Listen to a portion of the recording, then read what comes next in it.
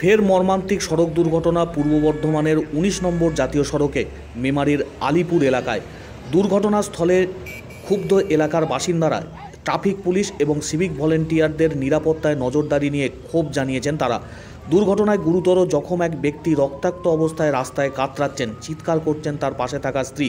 তবুও সেভাবে সহায়তার জন্য কেউ এগিয়ে আসেনি। দীর্ঘ সময় পর অ্যাম্বুলেন্স আসে ঘটনাস্থলে। প্রায় আধ ঘন্টারও বেশি সময় রক্তাক্ত অবস্থায় জাতীয় সড়কের উপর পড়েছিলেন আহত ব্যক্তি। তারপর তাকে নিয়ে যাওয়া হয় বর্ধমান মেডিকেল কলেজ হাসপাতালে। জানা গেছে, বোলপুর থেকে বাইকে করে মেলা দেখে এক দম্পতি ফিরছিলেন। সেই সময় মেমারির আলিপুর এলাকায় ট্রাকের গায়ে ধাক্কা লেগে বাইক থেকে পড়ে যান দুজনেই। স্বামীর পায়ের উপর দিয়ে চলে যায় ট্রাকের চাকা, স্ত্রী বরাত জোরে প্রাণে বেঁচে যান। পায়ের উপর দিয়ে চলে যাওয়ার পর রক্তাক্ত অবস্থায় বেশ কিছুক্ষণ পড়ে থাকেন জাতীয় সড়কের ওপরে। স্থানীয় মানুষজন এসে জড়ো হন ঘটনাস্থলে এবং রক্তাক্ত অবস্থায় পড়ে থাকেন প্রায় 40 মিনিট বলে স্থানীয়রা জানাচ্ছেন। পরবর্তী সময়ে অ্যাম্বুলেন্স আসে ঘটনাস্থলে। গুরুতর জখম অবস্থায় ওই ব্যক্তিকে নিয়ে যাওয়া হয়েছে চিকিৎসা কেন্দ্রে। তবে স্থানীয় এলাকার মানুষজন ক্ষোভ জানিয়েছেন, যেভাবে প্রতি মুহূর্তে এই এলাকা দিয়ে পণ্যবাহী গাড়ির যাতায়াত রয়েছে সেই অনুপাতে নজরদারি নেই। সিভিক ভলেন্টিয়াররাও ঠিকমতো নজরদারি দেয় না। রাস্তার পাশে দাঁড়িয়ে মোবাইল ফোনে ব্যস্ত থাকে সিভিক ভলেন্টিয়াররা বলে অভিযোগ। যারা ট্রাফিকের দায়িত্বে রয়েছেন তারাও ঠিকমতো নজরদারি করেন না। তার পাশাপাশি এনএইচ কর্তৃপক্ষের গাফিলতির দিকেও অভিযোগ তুলছেন এলাকার বাসিন্দারা। দীর্ঘদিন ধরে এই সড়ক নির্মাণ এবং সেতু নির্মাণের কাজ চলছে, তার ফলে দুর্ভোগে পড়তে হচ্ছে স্থানীয়দের। সকালে একটা অ্যাক্সিডেন্ট হয়েছে, সিভিক গুলো এখানে বসে তাস খেলে, এখানে মোবাইল ঘাটে, চায়ের দোকানে বসে আড্ডা মারে। সিভিক দিয়েছে এখানে, আর বালির গাড়িগুলো যাচ্ছে, পরপর হচ্ছে, বালির গাড়িগুলো অ্যাক্সিডেন্ট হচ্ছে। কি ভেবেছে এখানে সরকার? এটা কি চোখ কান নাই নাকি সরকার? করা দরকার এখানে, দুদিকে দুটো বড় বড় হাম দরকার এখানে। আর এখানে কত লোক মরছে, প্রচুর লোক মরছে। এখানে অ্যাক্সিডেন্ট করেছিল অনেক, আর ওখানে তখন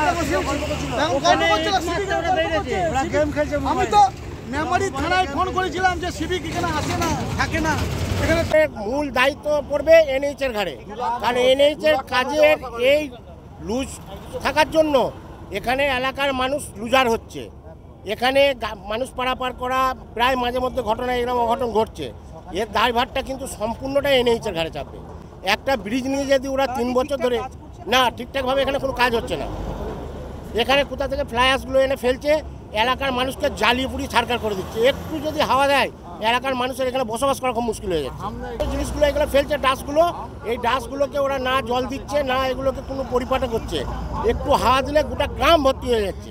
বহুবার জানানো হয়েছে, কোনো রকমই কিছু কাজ হয়নি। এনএইচের কাজের ফল্টের জন্যই এগুলো ঘটছে। এই যে জিনিসটা আমরা যখন এখানে এমএলএ সাহেব এসেছিলেন, আমাদের মেমারি ওসি সাহেব এসেছিলেন, বিডিও সাহেব এসেছিলেন, তখন এটাকে এখানে রাখার কথা ছিল, এই জায়গায়। এখান দিয়ে আমাদের স্কুলের বাচ্চাদের যাতায়াতের জন্য একটা এগুলোকে সরিয়ে দেওয়ার কথা হয়েছিল। সেখান থেকে আস্তে আস্তে এটাকে ঠেলে এখানে করে দিল ওনারা। এই রোডটা একটা ন্যাশনাল হাইওয়ে রোড, সেই রোডটা এখানে কত সরু করেছে, এখানে ডবল গাড়ি চাপাচাপি করছে। এগুলো আস্তে সরিয়ে দিয়ে পাবলিকের মানে ওপরে প্রেসার বাড়াচ্ছে। এরা কোনো রকমভাবে লোকাল পাবলিককে কোনো রকম কোনো ইয়ে দিচ্ছে না। একজন অ্যাক্সিডেন্ট হয়ে পড়ে আছে, তাই বলছে যে আমি আসার পরে শুনলাম যে 40 মিনিট 1 ঘন্টা ধরে পড়ে আছে। গাড়িতে ফোন করা হয়েছিল, গাড়ির থেকে ওনারা মনে হয় কোনো জায়গায় ডিউটি বেরিয়ে গিয়েছিল। পরবর্তীকালে একজন এসে এখানে যিনি বললেন যে আমি বর্ধমান কোর্টে ছিলাম, আমি কোর্ট থেকে এসে রোড কোম্পানির যে ম্যানেজার আছে এখন এখানে সাইড ম্যানেজার, তাঁকে গালাগালাজ করে তারপরে গাড়িটা আসতে অনেক লেট হয়েছে। এখান থেকে এদিকটা ওনার পুরো শেষ। উনি ছিলেন বাইকে, 2 হুইলার, আর মেরেছে ওনাকে লরিতে। সব একদম এইখান দিয়ে দৌড় পালিয়ে গেছে, জামা ফামা খুলে টপিকরা, আর মোবাইল দেখছে ওপরে। এখানে কতক্ষণ পড়েছিল? 40 মিনিট। আচ্ছা, কোনো পুলিশ না, কেউ না, এখন পুলিশ এসেছে। আচ্ছা, কিসের সঙ্গে কিসের হয়েছে? এইটা হয়েছে আমি দেখিনি, ওই লরিতে মেরেছে, মোটরসাইকেলের সাথে বোধহয় হয়েছে।